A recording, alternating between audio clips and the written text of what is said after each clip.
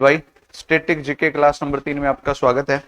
आज हम international awards के बारे में बात करेंगे, जो अंतर्राष्ट्रीय पुरस्कार हैं आपके एग्जाम पॉइंट ऑफ व्यू से महत्वपूर्ण, उसके बारे में पढ़ेंगे। पहले जो 2 वीडियो डाले हैं उनके अंदर जो भारत रत्न था, भारत रत्न और भारत रत्न के अलावा इसके अलावा जो अन्य पुरस्कार थे, पद्म पुरस्कार थे, उन सब के बारे में हमने बात की थी। तीसरी वीडियो में जो अंतर्राष्ट्रीय पुरस्कार उनके बारे में बात करेंगे, और अंतर्राष्ट्रीय पुरस्कारों में सबसे पहले हम स्टार्ट करेंगे भाई नोबेल प्राइज के साथ। सबसे बड़ा जो पुरस्कार माना जाता है, सबसे बड़ा अंतर्राष्ट्रीय पुरस्कार, विश्व भर में सबसे ख्याति वाला जो पुरस्कार है उसका नाम क्या है? नोबेल प्राइज या नोबेल पुरस्कार। नोबेल पुरस्कार से स्टार्ट करेंगे, ठीक है। नोबेल प्राइज से क्लास को आज हम स्टार्ट करेंगे और इसके बारे में डिस्कस करेंगे भाई। नोबेल प्राइज के बारे में क्लास में आज हम डिस्कस करेंगे, ठीक है।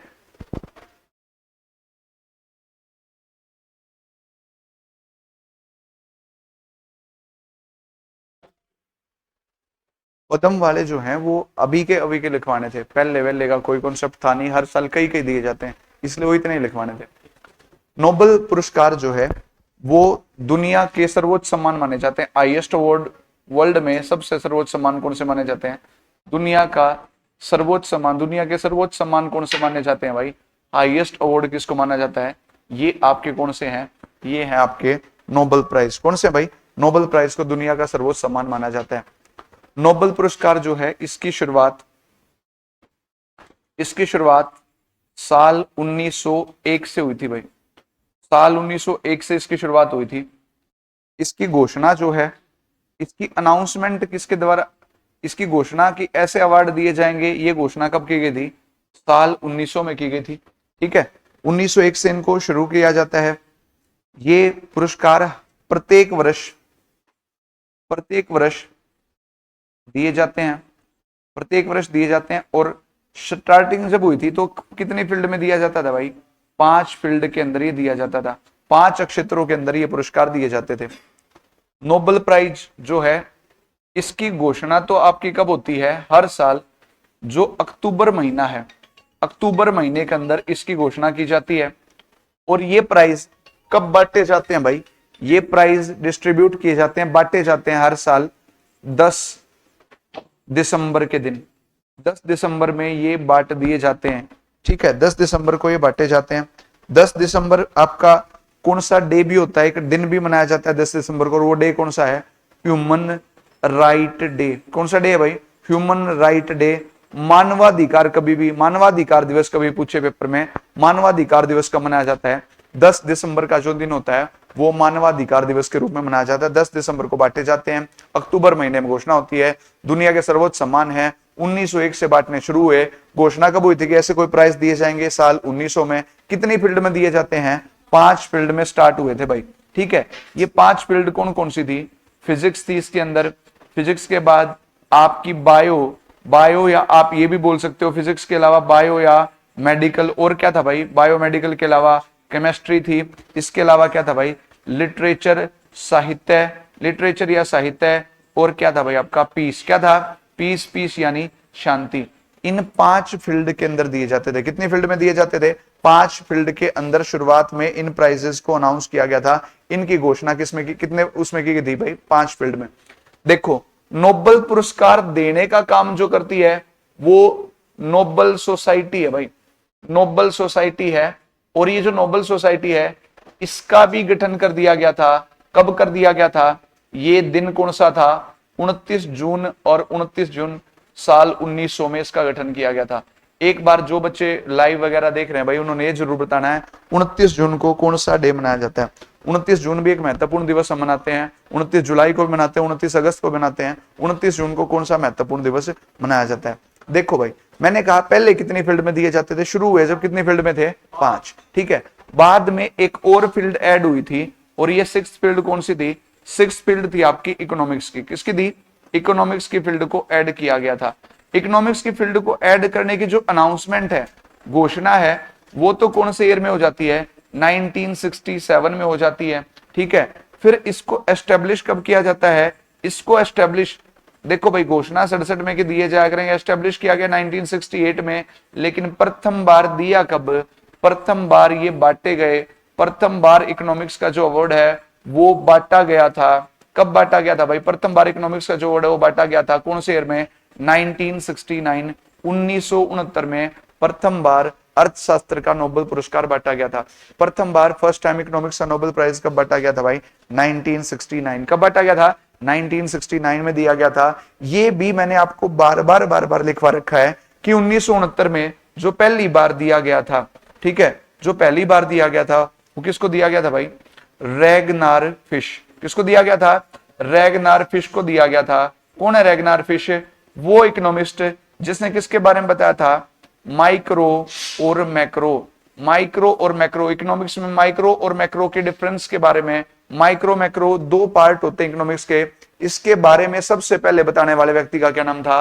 Ragnar fish. इसने सबसे पहले बताया था और इसी को 1969 में 1969 में सबसे पहले नोबेल प्राइज से नवाजा गया था। 1969 में सबसे पहला नोबेल प्राइज इकोनॉमिक्स का किसको मिला था? वो मिला था रैगनार फिश को। किसको मिला था? रैगनार फिश को ये पहला अवार्ड दिया गया था। ठीक है, यहां हमने कुछ बेसिक बातें की। आज कितने फील्ड में दिया जाता है?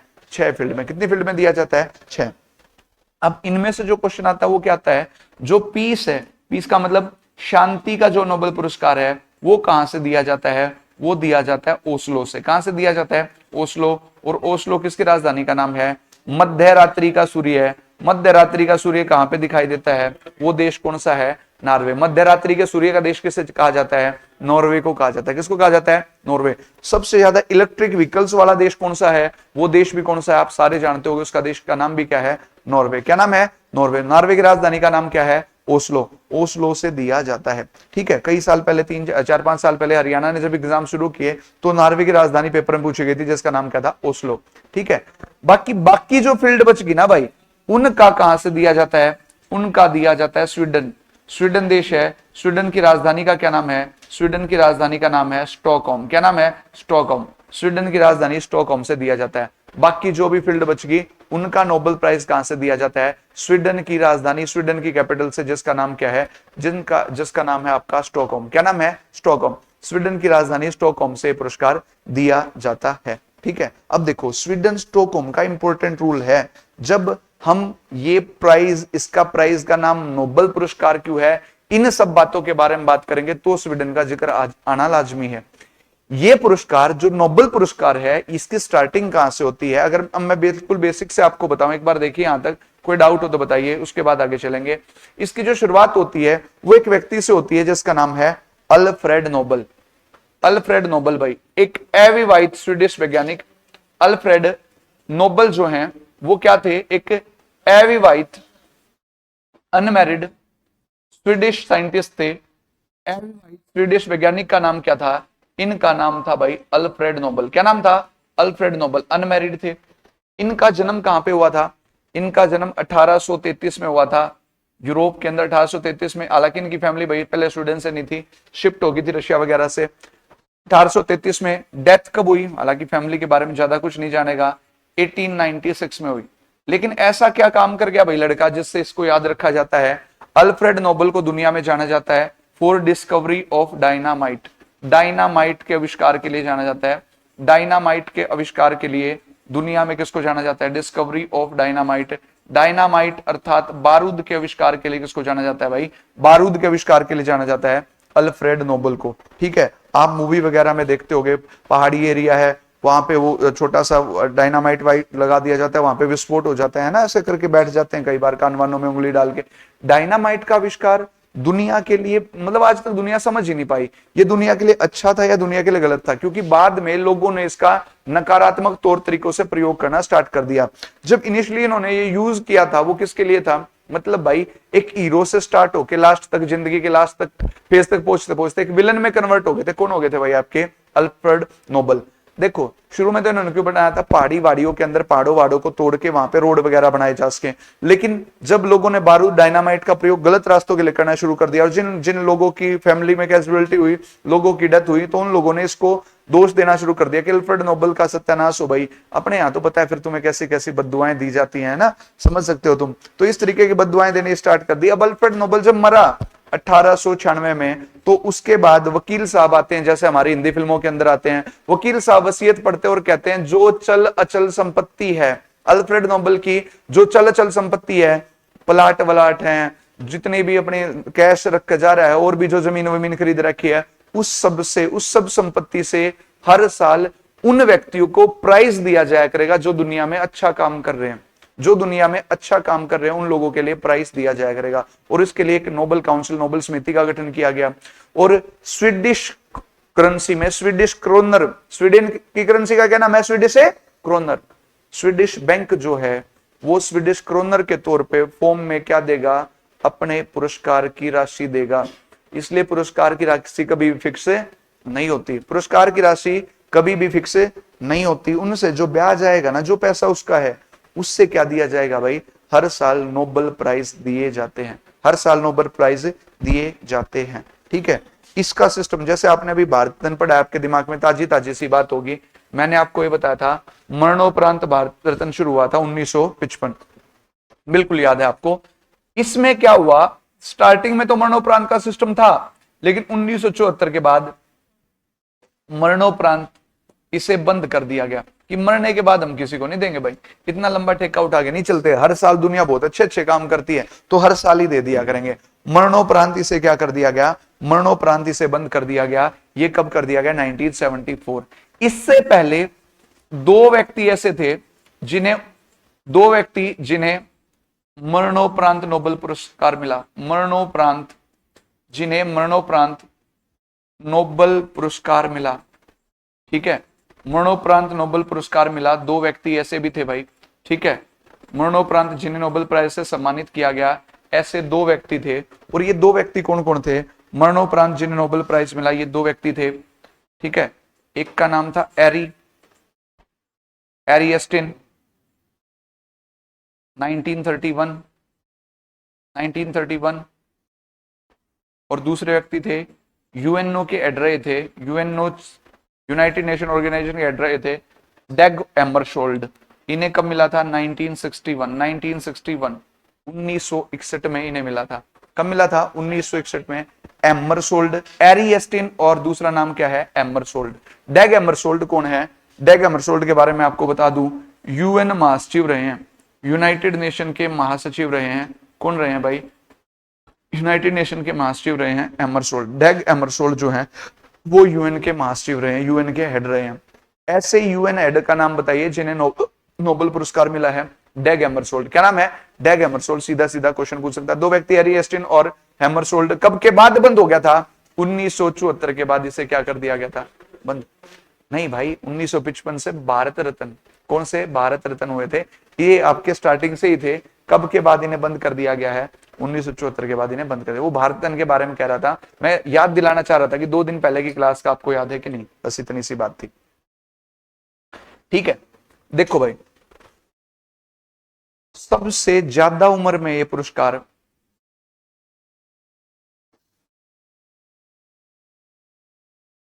एक व्यक्ति को मिला जिसका नाम है गुड इनफ 97 साल की एज। ये भी एसएससी में पूछा गया था। सर्वाधिक उम्र में गुड इनफ को मिला था 97 साल की एज में। सबसे कम उम्र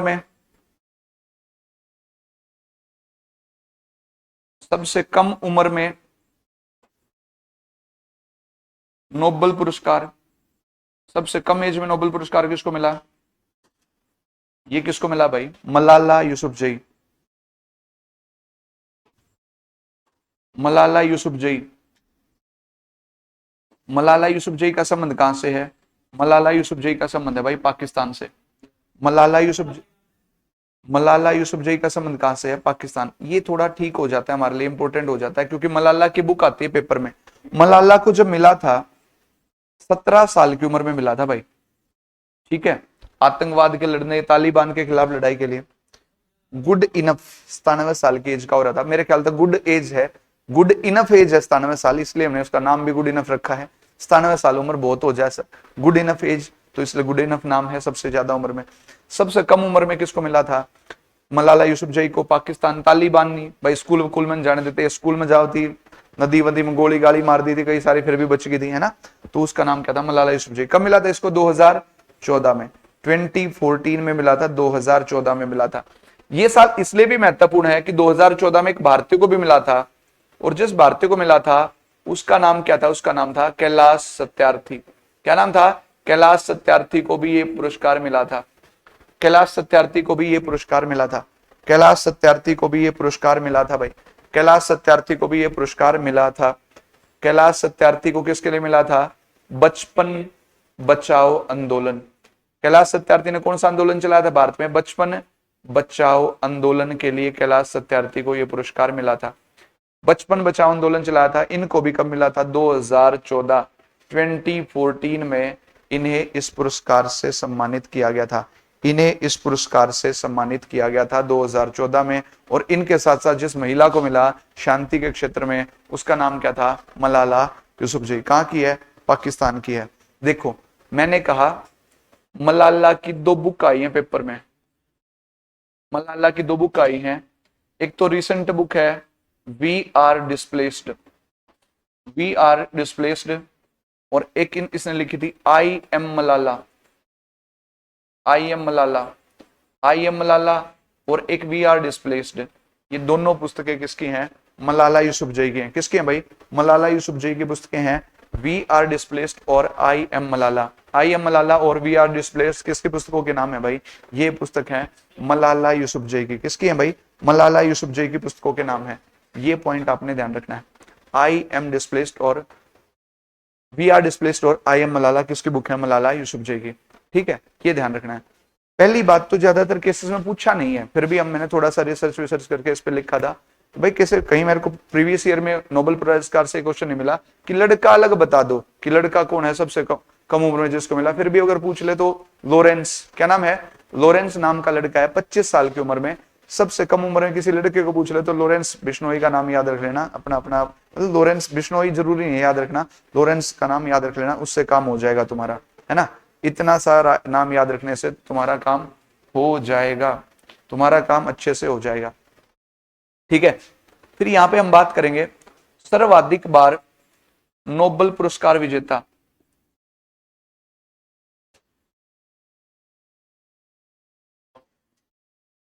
सबसे ज्यादा बार नोबेल पुरस्कार किसने जीता है?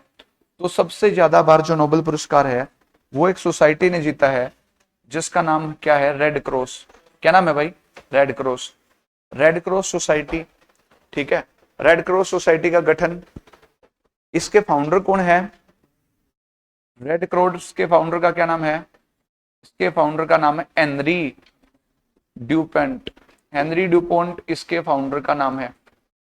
हेनरी ड्यूपोंट के द्वारा रेड क्रॉस नाम की संस्था की स्थापना कब की गई थी? 8 मई 1863। 8 मई 1863। 8 मई को स्थापना हुई थी, इसलिए 8 मई को क्या मनाया जाता है? रेड क्रॉस डे मनाया जाता है। क्या मनाया जाता है 8 मई को? रेड क्रॉस डे कब मनाया जाता है भाई? रेड क्रॉस डे मनाते हैं हम 8 मई को। अच्छा, क्यों की गई थी भाई इसकी स्थापना? युद्ध घायलों की सहायता के लिए, युद्ध घायलों की मदद के लिए, या आप ये लगा लो, जो देखो आपको याद होगा स्कूल वकूल में हमारे टाइम पे तो आते थे भाई, आपका टाइम भी ऐसा ही रहा होगा, 2-4 साल 5-6 की बात है और घनी लंबी चौड़ी बात नहीं। रेड क्रॉस वाले आ रहे थे, फर्स्ट एड के बारे में, माउथ टू मूव, माउथ और ये वगैरह वगैरह सिस्टम्स के बारे में बताते थे, याद होगा आपको, है ना। युद्ध घायलों की मदद के लिए, फर्स्ट एड वगैरह की हेल्प प्रोवाइड करने के लिए एक संस्था है दुनिया में जिसका नाम क्या है? Red cross. क्या नाम है? Red cross. और रेड क्रॉस को कितनी बार मिला है? 3 बार। कितनी बार मिला है? 3 बार। देखो 3 बार मौके बन गए इसके। एक तो जब फर्स्ट वर्ल्ड वॉर चल रहा था भाई, इसने हेल्प करी। फर्स्ट WW का मतलब है पहला विश्व युद्ध चल रहा था, 1917 में इसको मिल गया।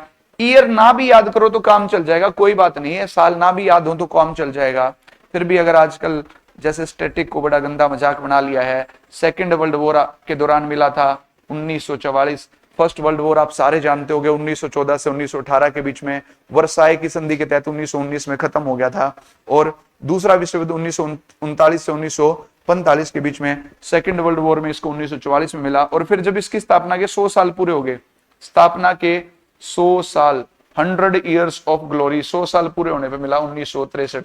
तो सबसे ज्यादा बार किसको मिला है भाई? सबसे ज्यादा बार मिला है रेड क्रॉस को। किसको मिला है? रेड क्रॉस को। कितनी बार मिला है? ध्यान रखना, रेड क्रॉस को आपका 3 बार नोबेल प्राइज मिला। कितनी बार मिला है? रेड क्रॉस को 3 बार मिला है। ठीक है, अगर यहां से एक क्वेश्चन और बनता है, रेड क्रॉस जो सोसाइटी है उसका हेडक्वार्टर कहां पे है? रेड क्रॉस सोसाइटी जो है उसका हेडक्वार्टर कहां पे है? ये आपका कहां पे है, जिनेवा में है। कहां पे है, जिनेवा। जिनेवा स्विट्जरलैंड भाई, स्विट्जरलैंड के अंदर जिनेवा जो है वहां पे क्या है भाई, हेडक्वार्टर है। किसका है, रेड क्रॉस सोसाइटी का हेडक्वार्टर कहां पे, याद रखना, रेड क्रॉस सोसाइटी का हेडक्वार्टर आपका जिनेवा स्विट्जरलैंड में। रेड क्रॉस का नहीं, रेड क्रॉस सोसाइटी का पूछा है मैंने, ठीक है। अच्छा भाई, इसमें तो मिल रहा है 3 बार। 2 व्यक्ति जिन्हें, सॉरी भाई, 4 व्यक्ति जिन्हें 2 बार नोबेल पुरस्कार मिला।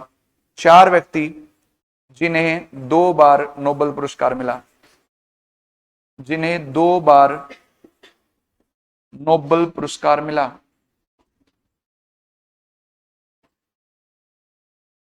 जिन्हें 2 बार नोबेल पुरस्कार मिला, वो 4 व्यक्ति कौन कौन हैं, वो 4 व्यक्ति हैं भाई। मैडम जॉन के साथ फ्रेंडली है, मैडम जॉन के साथ फ्रेंडली है, गलत मत सोचो, मैडम जो है वो जॉन के साथ फ्रेंडली बिहेवियर करती है। मैडम क्यूरी, अच्छा मैडम क्यूरी की फैमिली को, इसके घर में जितने आदमी हैं सारे जीत रहे हैं, इसकी फैमिली को क्या कहा जाता है, नोबेल प्राइज विनिंग फैमिली के रूप में जानते हैं, ठीक है, नोबेल प्राइज विनिंग फैमिली के तौर पे जानते हैं। John John Bardeen, John Bardeen, ठीक है। फिर फ्रेडरिक फ्रेडरिक सिंगर, और चौथा व्यक्ति कौन है, लिन्योस। न्यास लिखा मिलता है कई जगह, लिन्योस, ठीक है। इन 4 व्यक्तियों को कितने कितनी बार मिला है, 2-2 बार मिला है। कितनी कितनी बार मिला है, 2-2 बार मिला। आपको एक इंटरेस्टिंग फैक्ट बताता हूं, महात्मा गांधी नोबेल प्राइज के लिए 5 बार नॉमिनेट हुए, 1 बार भी नहीं मिला, ठीक है। कितनी बार नॉमिनेट हुए, 5 बार, और उसमें से उसको 1 बार भी नहीं मिला, गांधी जी को नहीं मिला भाई, ये बात ध्यान रखनी है। 4 व्यक्ति हैं जिन्हें 2-2 बार मिला है, वो यहाँ पे आपके मेंशन किए गए हैं, ठीक है। देखो एक बार, इसके बाद आगे चलते हैं। Linus, Frederick Sanger, John Bardeen, Madam Curie. Madam Curie की family Nobel prize winning family है, लिन्योस। इन 4 व्यक्तियों को मिला है, कौन सा मिला है भाई, आपका नोबेल प्राइज मिला है, ठीक है। इंडियंस, भारतीय, एक सेकंड भाई, भारतीय जिन्हें नोबेल पुरस्कार मिला, अगली हेडिंग हम क्या डालेंगे, भारतीय जिन्हें नोबेल पुरस्कार मिला, भारतीय जिन्हें नोबेल पुरस्कार से नवाजा गया। लिन्योस, क्या नाम भाई फोर्थ का, लिन्योस, हाँ, फ्रेडरिक सेंगर और लिन्योस। भारतीय जिन्हें नोबेल पुरस्कार मिला,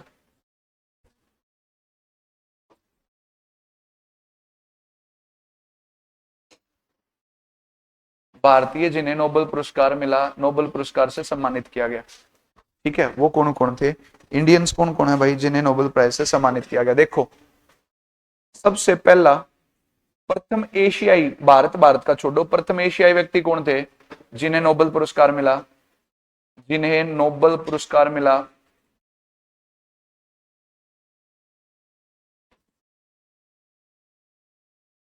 उनका नाम था रविंद्रनाथ टैगोर।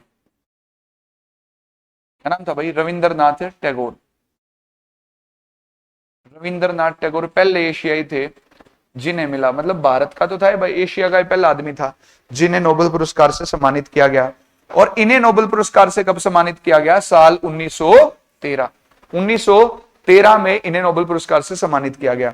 और इनकी कौन सी पुस्तक के लिए मिला, इनकी पुस्तक जिसका नाम है गीतांजलि। क्या नाम है, गीतांजलि के लिए इन्हें नोबेल प्राइज से सम्मानित किया गया, गीतांजलि पुस्तक के लिए। अब जो गीतांजलि बुक है वो कौन सी भाषा में थी, वो आपकी बांग्ला भाषा में थी। किस भाषा में थी, बांग्ला। अब इसे, क्योंकि उस समय तो इंग्लिश लैंग्वेज ही काउंट होती थी, गीतांजलि को ट्रांसलेट किया गया था इंग्लिश में, जॉन किट्स के द्वारा। जॉन किट्स नाम का एक अंग्रेज पोएट था, इसने गीतांजलि को किस में ट्रांसलेट किया था, अंग्रेजी में। उसके बाद मिला था 1913 में। वैसे गीतांजलि को नॉर्मली कब लिखा गया था, 1910 में लिखा गया था।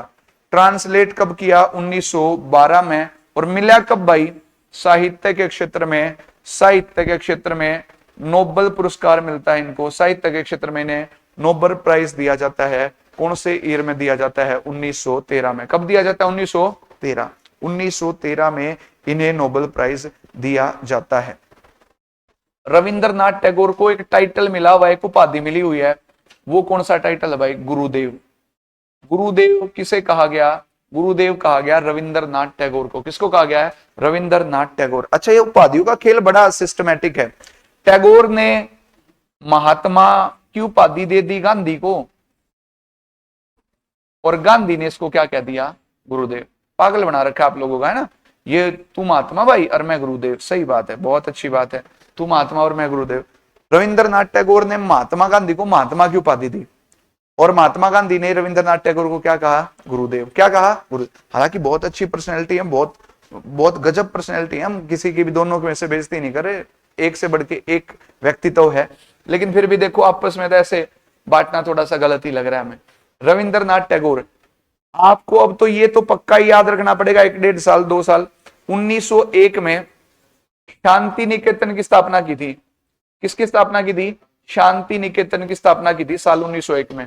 और आप सबको याद होगा शांति निकेतन जो है वो भारत का 41वां यूनेस्को हेरिटेज साइट बना है। इंडिया की 41 नंबर की 41वीं लिख लो, 41वीं यूनेस्को साइट, भारत का 41वां यूनेस्को स्थल कौन सा बना है? शांति निकेतन बना है। शांति निकेतन कहां पे है? पश्चिम बंगाल में, जिसकी स्थापना कब हुई थी? 1901 में हुई थी। कब हुई थी? 1901 में। ठीक है। इसके अलावा 1922 में विश्व भारती स्थापित हुआ था ना 1922 में। जैसे आपको याद होगा शांति निकेतन क्या था? विश्व भारती, जिसे किसका दर्जा मिला था? लिविंग हेरिटेज का दर्जा मिला था। लिविंग हेरिटेज का दर्जा किसको मिला था? यह भी ध्यान रखना, विश्व भारती को। किसको मिला था? विश्व भारती विश्वविद्यालय जो है, यूनिवर्सिटी बन गई थी बाद में, विश्व भारती विश्वविद्यालय को, जो 1922 में स्थापना हुई थी जिसकी, उसे लिविंग हेरिटेज का दर्जा है। और मैंने करंट अफेयर में भी आपको कराया था, आगे भी बताया, बार बार आएगा। 41वीं यूनेस्को वर्ल्ड हेरिटेज साइट का क्या नाम है? शांति निकेतन। कहां पे है? पश्चिम बंगाल में। कहां पे है? पश्चिम बंगाल के अंदर। ठीक है, ये क्वेश्चन आपसे पूछा जाता है। रविंद्रनाथ टैगोर जो है वो किसकी संतान थी भाई? किसके बेटे थे? ये बेटे थे देवेंद्रनाथ टैगोर के। देवेंद्रनाथ टैगोर के बेटे थे। देवेंद्रनाथ टैगोर के 7वीं संतान थी भाई ये। देवेंद्रनाथ टैगोर की 7वीं संतान थी। और देवेंद्रनाथ टैगोर को किसके लिए जाना जाता है? ये किसके फाउंडर हैं? तत्वबोधिनी सभा। भाई तत्वबोधिनी सभा की शुरुआत किसने की थी? तत्वबोधिनी सभा की शुरुआत करने वाले व्यक्ति का क्या नाम था? देवेंद्रनाथ टैगोर। क्या नाम था भाई? देवेंद्रनाथ टैगोर के द्वारा किसकी स्थापना की गई थी? तत्वबोधिनी सभा की। किसकी स्थापना की गई थी? तत्वबोधिनी सभा के फाउंडर का क्या नाम था? देवेंद्रनाथ टैगोर। क्या नाम था? देवेंद्रनाथ टैगोर तत्वबोधिनी सभा के फाउंडर थे। तत्वबोधिनी सभा के फाउंडर का क्या नाम था भाई? देवेंद्रनाथ टैगोर। ठीक है, देखो रविंद्रनाथ टैगोर को अंग्रेजों ने 1913 में उपाधि दी सर। कौन सी उपाधि दी? सर। सर तो सर रविंद्रनाथ टैगोर हो गए। फिर 1919 में अंग्रेजों के समय पे कांड हुआ जिसका नाम क्या था? जलियांवाला बाग हत्याकांड। जलियांवाला बाग हत्याकांड। जलियांवाला बाग हत्याकांड हुआ। और जलियांवाला बाग हत्याकांड के बाद जलियांवाला बाग हत्याकांड से नाराज होके सर की उपाधि वापस कर दी भाई। सर की उपाधि मिली कब? 13 में। वापस कब कर दी सर की उपाधि? ये कर दी 1919 के जलियांवाला बाग हत्याकांड से नाराज होके ये उपाधि क्या कर दी उन्होंने? रिटर्न कर दी, वापस कर दी। बोला अपने घर रखो भाई ऐसी उपाधि को। ठीक है, हमारे भाइयों को मार रहे हो और फिर उपाधि भी दे रहे हो, गलत बात है, अपने घर रखो ऐसी उपाधि को, मेरे को नहीं चाहिए। रविंद्रनाथ टैगोर को क्यों जाना जाता है? 2 देशों का राष्ट्रीय गान लिखा भाई। 2 देशों का राष्ट्रीय गान लिखा। 2 देशों का राष्ट्रीय गान लिखा उन्होंने। देखो भाई यहां पे बता देता हूं, एक का आपको पता है भारत का राष्ट्रगान लिखा उन्होंने। ठीक है, भारत में एक बहुत महत्वपूर्ण घटना है इंडियन हिस्ट्री की जिसका नाम है 1905 में क्या हुआ था? बंगाल का विभाजन। करजन के द्वारा बंगाल का विभाजन किया गया था। और बंगाल के विभाजन के विरोध में इन्होंने एक गीत गाया था जिसका नाम क्या था? अमार सोनार बांग्ला। अमार सोनार बांग्ला। अमार सोनार बांग्ला किसके गीत का नाम था? अमार सोनार बांग्ला गाया था भाई किसने? बंगाल विभाजन के विरोध में अमार सोनार बांग्ला गाया था रविंद्रनाथ टैगोर ने। किसने गाया था? रविंद्रनाथ टैगोर। और इसके लिए इन्हें क्या दिया गया था? कौन सा पुरस्कार दिया गया था इनको? पुरस्कार कह रहा हूं, अमर सोनार बांग्ला। बाद में 1971 में जब बांग्लादेश बनेगा तो बांग्लादेश का क्या बनेगा? राष्ट्रगान। आज बांग्लादेश का और भारत का दोनों देशों का राष्ट्रगान किसने लिखा है? रविंद्रनाथ टैगोर। ठीक है, अमार सोनार बांग्ला किस उपलक्ष्य में लिखा था इन्होंने? बंगाल के विभाजन, 1905 बंगाल विभाजन के विरोध में लिखा था जी। कोई डाउट हो, कोई बात समझ में ना आई हो, पूछ लो, फिर आगे चलेंगे भाई। 1839 1839। टाइमिंग नहीं पूछता सर उसकी ज्यादातर।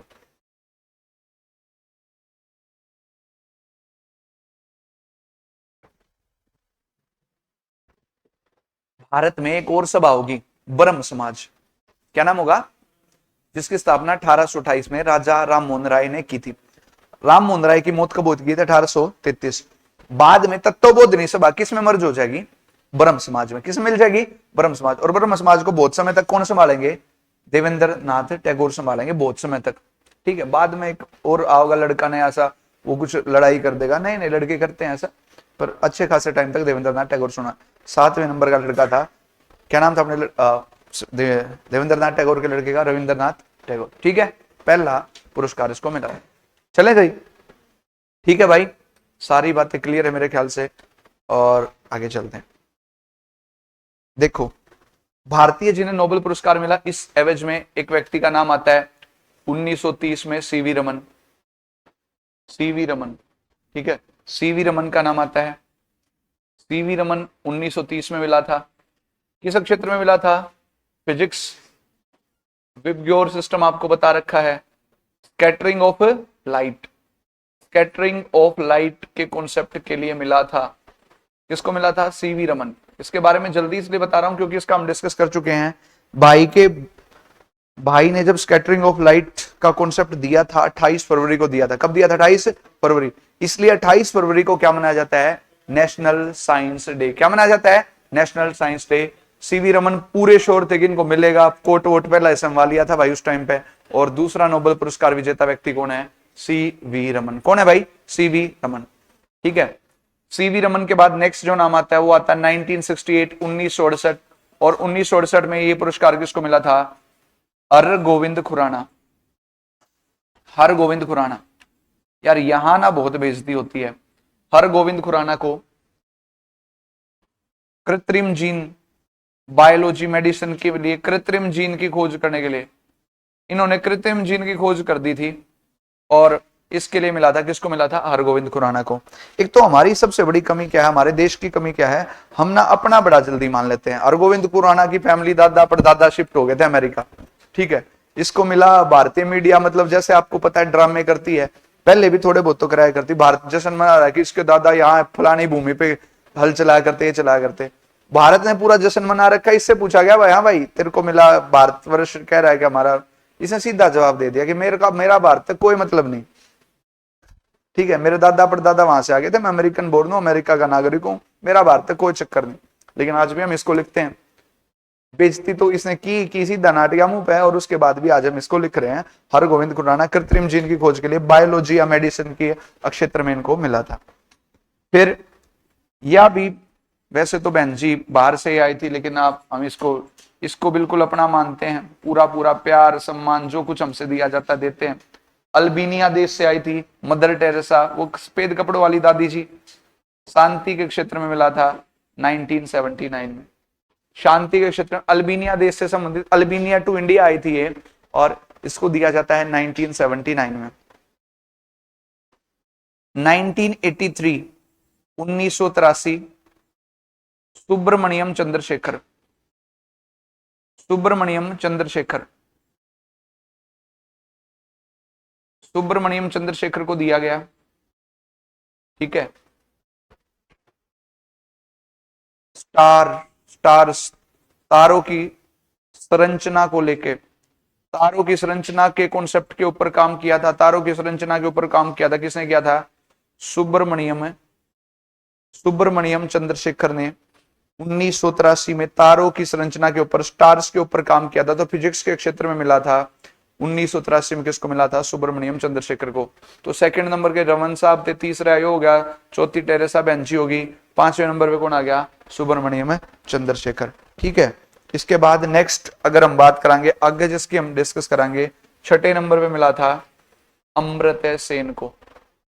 देखो भाई, इनके बाद किसको मिला था 1998, 1998, 1998 में किसको मिला था अमर्त्य सेन को। अमर्त्य सेन को नोबेल पुरस्कार से सम्मानित किया गया। अमर्त्य सेन को किससे सम्मानित किया गया 1998 में नोबेल पुरस्कार से सम्मानित किया गया। 1998 में मिला, ठीक है, 1998 में अमर्त्य सेन को इस पुरस्कार से सम्मानित किया गया। अमर्त्य सेन के बारे में हम पहले ही बता चुके हैं। इसको किसके लिए मिला था वेलफेयर इकोनॉमिक्स, कल्याणकारी अर्थशास्त्र के क्षेत्र में मिला था। कल्याणकारी अर्थशास्त्र के क्षेत्र में किसको मिला था कल्याणकारी अर्थशास्त्र के क्षेत्र में मिला था, ये ध्यान रखना है अमर्त्य सेन को। किसको मिला था अमर्त्य सेन को कल्याणकारी क्षेत्र के फील्ड में दिया गया था। इसकी बुक भी बताई थी the home in the land, the home in the land the argumentative Indian. 1999 में इसको भारत रत्न भी मिला था। इकोनॉमिस्ट एचडीआई के कॉन्सेप्ट पे काम करने वाले भारतीय कौन थे अमर्त्य सेन। सारी बातें पहले हो चुकी हैं भाई, इसलिए इसका नाम अभी हम बहुत आराम से प्यार से लेके आगे बढ़ते हैं भाई। छठे नंबर पे किसको मिला था अमर्त्य सेन को। सातवां फिर से एक अमेरिकी नागरिक जो भारत का नागरिक का भी पहले रहा होगा, उसका नाम क्या था वी एस नायपाल। क्या नाम है V S Naipal. V S Naipal, V S Naipal एक लिटरेचर से संबंधित व्यक्ति हैं, साहित्य से संबंधित व्यक्ति हैं, और इन्होंने एक नोवेल लिखा जिस नोवेल का नाम था ऑफ ए लाइफ। हालांकि ये नोवेल भारतीयों को लेकर था, जिसमें एक भारतीय ब्रिटेन जाता है और कैसे उसकी जीवन कैसी शैली बदल जाती है उसके बारे में लिखा। ऑफ ए लाइफ नोवेल के लिए वी एस नायपाल को मिला। ऑफ ए लाइफ नाम के नोवेल के लिए किसको मिला वी एस नायपाल। किसको मिला वी एस नायपाल को। कब मिला 2001 में। कब मिला 2001। अब सुनो भाई, ये नाम जब आता है तो हमें एक अवार्ड और याद कर लेना चाहिए मेरे ख्याल से, और वो अवार्ड कौन सा है, ठीक है। देखो भाई 2001 में यूएसए में रहने वाले एक भारतीय नागरिक वी एस नायपाल को मिला लिटरेचर में, साहित्य में। उसके नोवेल का क्या नाम था ऑफ ए लाइफ। क्या नाम था ऑफ ए लाइफ नाम का नोवेल था, इसके लिए मिला, ठीक है। वी एस नायपाल का नाम और क्यों याद करा रहा हूं, बुकर एक प्राइज है दुनिया में, Booker prize for fiction, Booker prize for fiction. और इसी प्राइज को 2002 के बाद मान बुकर पुरस्कार के नाम से जाना जाता है। 2002 के बाद इस प्राइज को किस नाम से जाना जाता है भाई मान बुकर प्राइज के नाम से जाना जाता है। इसी प्राइज को किस नाम से जानते हैं भाई मान बुकर प्राइज के नाम से जानते हैं। कब के बाद 2002 के बाद। 2002 के बाद इसी प्राइज को मान बुकर प्राइज के नाम से जाना जाता है। भाई बुकर प्राइज फॉर फिक्शन ये आपका कब स्टार्ट हुआ था 1969 में। एक का नाम है ये, बात एक का है, बस नाम बदल दिया। 1969 से 2001 तक इसी को ये कहते थे बुकर प्राइज फॉर फिक्शन। ये किससे रिलेटेड पुरस्कार है लिटरेचर, साहित्य है। और कौन सा सही साहित्य है अंग्रेजी। हर साल इससे संबंधित क्या दिया जाता है बेस्ट नोवेल। बेस्ट नोवेल जो होता है दुनिया का, एक टीम गठित की जाती है, वो बेस्ट नोवेल छांटती है, और इसके लिए 50,000 पाउंड 50,000 पाउंड राशि दी जाती है जो भी व्यक्ति इसको जीतता है। कितनी राशि दी जाती है 50,000 पाउंड। 50,000 पाउंड राशि दी जाती है, ठीक है। तो इसके लिए जो यूट्यूब वाले बच्चे हैं उनके लिए क्वेश्चन है, प्रथम बार ये पुरस्कार किसको मिला था। एच.एस. न्यूली उसका नाम है। कौन से उसके लिए मिला था प्रथम बार 1969 में ये प्राइज किसको मिला था, ये आपने बताना है कमेंट सेक्शन में। देखो अगली बात सुनो, ऐसे भारतीय कौन हैं जिन्हें ये प्राइज मिला। भारतीय कौन कौन है, तो उनमें जब नाम निकल के आता है तो 1971 में सबसे पहला जो नाम निकल के आता है वो कौन है भाई 1971 में जो नाम निकल के आता है उसका नाम है वी एस नायपाल। क्या नाम है वी एस नायपाल को मिला है। किसको मिला है वी एस नायपाल। ये वही लड़का 2001 वाला साहित्य का नोबेल मिला था जिसको। वी एस नायपाल को उसकी कौन सी ग्रंथ के लिए मिला है इन ए फ्री स्टेट। इन ए फ्री स्टेट कई बार पेपर में पूछे जाने वाली पुस्तक है। इन ए फ्री स्टेट के लिए मिला है 1971 में। कब मिला है 1971 में मिला है वी एस नायपाल को।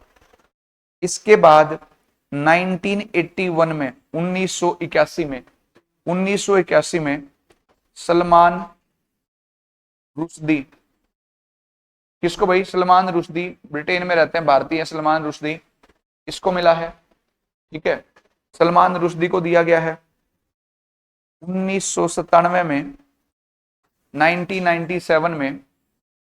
ठीक है, देखो सलमान रुश्दी को किसके लिए मिला है? The midnight children, the midnight children के लिए मिला है, द मिडनाइट चिल्ड्रन के लिए मिला है भाई, द मिडनाइट चिल्ड्रन के लिए मिला। अच्छा देखो इसकी और बुक भी है, वो लिख देता हूं, और बुक व्हाइट उससे मार्कर से लिख रहा हूं, लेकिन जिसके लिए मिला वो बुक कौन सी है? The midnight children. Victory city किसकी बुक का नाम है? विक्ट्री सिटी बुक किसकी है भाई? या भी पेपर में आली, सलमान रुश्दी की है। Shalimar the crown, Shalimar the crown, Shalimar the crown, ये बुक किसकी है? शालीमार, हिंदी में लिख दिया भाई मैंने, Shalimar the crown, Shalimar the crown किसकी बुक है? सलमान रुश्दी की। किसकी बुक का नाम है? सलमान रुश्दी की बुक का नाम है। ठीक है, अगली बात सुनो, 1997 में, 1997 में अरुंधति रॉय, अरुंधति रॉय, अरुंधति रॉय को मिला 1997 में। ठीक है, और अरुंधति रॉय को जिस बुक के लिए मिला उस बुक का क्या नाम था? The God of small things, the God of small things के लिए दिया गया। The God of small things हजारों बार पेपर में आने वाली बुक है, the God of small things के लिए इसको दिया गया। The God of small things के लिए किसको मिला? अरुंधति रॉय को। ठीक है, इसकी एक बुक और लिख लेना, याद कर लेना, बहुत शानदार बुक लिखी है, द कॉस्ट ऑफ लिविंग। कौन सी भाई? द कॉस्ट ऑफ लिविंग किसकी बुक का नाम है? The cost of living book है भाई आपकी अरुंधति रॉय की। किसकी बुक है? अरुंधति रॉय की। साहित्य का बहुत बड़ा पुरस्कार है, अंग्रेजी में दिया जाता है, बेस्ट नोवेल, 50,000 पाउंड मिलते हैं हर साल जो इस पुरस्कार को जीतता है। 3 भारतीय मैंने लिखवा दिए, इन 3 भारतीयों के बाद 2 और भारतीयों का जिक्र आता है, उसको थोड़ा सा मैं यहाँ पे जगह यहीं पे डिस्कस कर लेते हैं ताकि एक पेज पे आपका ठीक ठाक सा स्कोर बन जाए। 2006 में किसको मिला? किरण देसाई को मिला, किरण देसाई को मिला, और किरण देसाई की बुक का क्या नाम था? The inheritance of loss, the inheritance of loss, the inheritance of loss जो है वो किसकी पुस्तक थी भाई? किरण देसाई की पुस्तक का नाम था द इनहेरिटेंस ऑफ लॉस। क्या नाम था? द इनहेरिटेंस ऑफ लॉस किसकी बुक है? किरण देसाई की बुक का नाम है the inheritance of loss. The inheritance of loss किसकी बुक है भाई? किरण देसाई। कब मिला इसको? 2006। फिर आता है 2008, 2008 में किसको मिला? अरविंद अडिगा, अरविंद अडिगा, अरविंद अडिगा को मिला 2008 में। 2008 में किसको मिला भाई? अरविंद अडिगा को, और अरविंद अडिगा को किसके लिए मिला? White tiger, the white tiger के लिए, व्हाइट टाइगर के लिए किसको मिला? द व्हाइट टाइगर के लिए किसको मिला भाई? याद रखना, द व्हाइट टाइगर के लिए मिला। ठीक है, द व्हाइट टाइगर के लिए 2006 में किरण देसाई है, सैटरडे वाली क्लास में लिखवाया था sir, the inheritance of loss, the inheritance of loss. 2008 में किसको मिला? अरविंद अडिगा को। किसको मिला? अरविंद अडिगा। और अरविंद अडिगा को किसके लिए मिला? उनकी पुस्तक द व्हाइट टाइगर के लिए। किसके लिए मिला? व्हाइट टाइगर के लिए, द व्हाइट टाइगर। एक और बुक है जो तुम्हारे लिए मेरे को सबसे पसंदीदा बुक लगती है, अरविंद अडिगा की ही एक बुक है, द सिलेक्शन डे। जिस दिन जो सबसे बेहतरीन दिन होगा जिंदगी का, the selection day. Selection day किसकी बुक है भाई? सिलेक्शन डे किसकी बुक है? वैसे ही लिख लेना, वर्बली में लिखने की जगह नहीं है यहाँ पे। अरविंद अडिगा की बुक का क्या नाम है? Selection day. कौन सी बुक है? The selection day. ठीक है, सिलेक्शन डे जब तुम नौकरी लगोगे वो वाला दिन याद रख लेना, अडिगा भैया ने लिखी हुई है सिलेक्शन डे। कौन सा डे है? सिलेक्शन डे बुक है। अब इन सब चीजों के बावजूद एक चीज याद रखना, ये सारे हर साल एक नॉवल आता है निकल के और उसको बेस्ट नॉवल का अवार्ड हम दे देते हैं, लेकिन जब 25 साल पूरे हुए इसको 1993 में, जब 25 साल पूरे हो गए तो ये छाटा गया कि इन 25 सालों में, सारे 25 सालों में सबसे बेस्ट नॉवल कौन है, और उस समय पे बुकर्स अवार्ड दिया गया। 25 साल का बेस्ट, मतलब 25 साल का सबसे बेस्ट अवार्ड कौन सा है, और ये बुकर्स अवार्ड दिया गया। और 25 सालों में सबसे बेस्ट नॉवल सोचो कौन सा रहा होगा? वो नॉवल रहा द मिडनाइट चिल्ड्रन। 25 सालों का सबसे बढ़िया नॉवल किसको माना गया भाई? द मिडनाइट चिल्ड्रन को। किसको माना गया? The midnight children. और Booker of the Bookers award कब मिला था? कौन से ईयर में मिला था? 1993 में। कब मिला था? 1993 में मिला था। ठीक है, 1993 में मिला था, ये पॉइंट आपने ध्यान रखना है। तो 5 भारतीय हैं जिन्हें मान बुकर प्राइज से सम्मानित किया गया है। कितने भारतीय हैं भाई? 5। कितने हैं? 5। क्या बात क्लियर है? एक बार इस पेज को जल्दी से देखो, 2 मिनट का टाइम, 1 मिनट का टाइम है, आगे चलते हैं, आगे बात करेंगे। यहां तक कोई डाउट हो, कोई बात समझ में ना आए तो पूछ लो, उसके बाद आगे चलते हैं। ठीक है,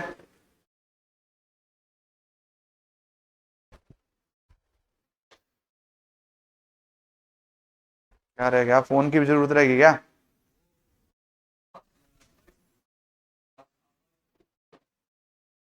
किस 22 है वो? 8वां वेंकट रमन भाई।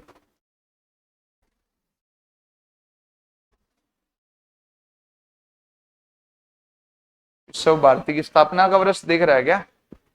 विश्व भारती स्थापना, अच्छा। वेंकट रमन को 2008-9 में मिला भाई, 2008-9 में मिला। और इसको केमिस्ट्री में राइबोसोम की संरचना के लिए दिया गया। वेंकट रमन जी को किसके लिए मिला? राइबोसोम की संरचना के लिए केमिस्ट्री में मिला भाई। इसके बाद जो 9वां नाम है वो हम पहले लिख चुके हैं। किसको मिला था? कैलाश सत्यार्थी, 2014। किसके लिए? बचपन है बचाओ आंदोलन। किसके लिए मिला था? बचपन बचाओ आंदोलन। और लास्ट जो 10वें व्यक्ति हैं, अभिजीत बनर्जी, 2019।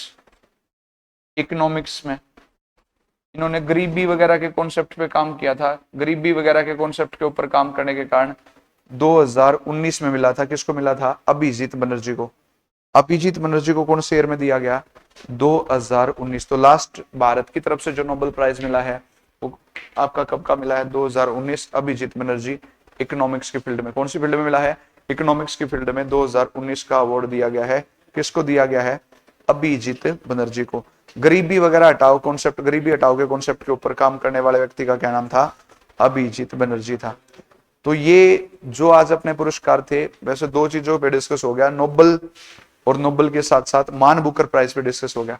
ठीक है, मेरे ख्याल से एक वीडियो और जिसमें मोटे मोटे सारे पुरस्कार जो भी जिससे संबंधित जो जो व्यक्ति जीते हैं, एक वीडियो में और उनका निपटारा कर लेंगे। ठीक है, चलिए यहां तक कर लीजिएगा। जय हिंद, bye bye, take care, have a nice day, good night.